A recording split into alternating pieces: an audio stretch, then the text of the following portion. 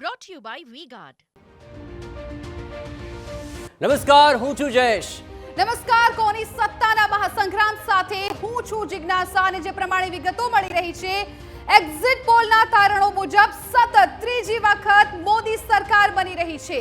તમામ એક્ઝિટ પોલમાં એનડીએને પ્રચંડ બહુમતી સાથે જીત મળી રહી છે તેવું અનુમાન લગાવવામાં આવી રહ્યું છે. એક્ઝિટ પોલ મુજબ એનડીએની સરકાર બની રહી છે અને 3 એક્ઝિટ પોલ એવા છે કે જે દર્શાવી રહ્યા છે કે આ વખતે 400 પાર જશે એનડીએ. એક્ઝિટ પોલ મુજબ એનડીએને 350 થી વધુ બેઠકો મળવાનું અનુમાન છે.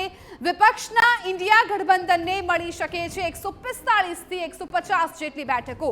3 એક્ઝિટ પોલમાં એનડીએને 400 બેઠક મળવાનું અનુમાન છે. એક્સિસમાં ઇન્ડિયાના પોલ મુજબ એનડીએ જીતી શકે છે 361 થી 401 બેઠક, જે અહીંયા 400 જે લક્ષ્યાંક છે એ પાર થતો દેખાઈ રહ્યો છે. ટુડેઝ ચાણક્યના તારણો મુજબ એનડીએને 400 બેઠક મળી રહી છે. સીએનએક્સના અનુમાન મુજબ એનડીએને મળી શકે છે 371 થી 401 બેઠકો. એટલે આ 3 એવા એક્ઝિટ પોલ એજન્સીઓ કહી રહી છે કે જ્યાં એનડીએનો જે લક્ષ્યાંક છે 400 ને પાર એ તેમને હાંસલ થઈ રહ્યો છે તેવું તેમનું આંકલન કહી રહ્યું છે.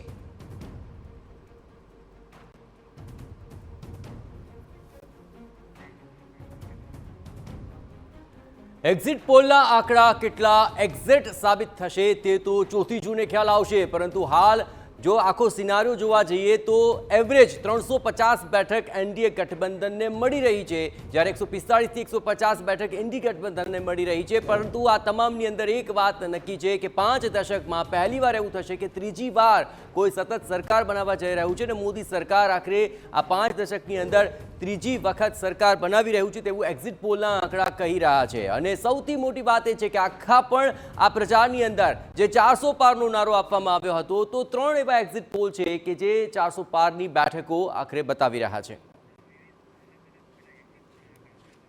Brought to you by V-Guard.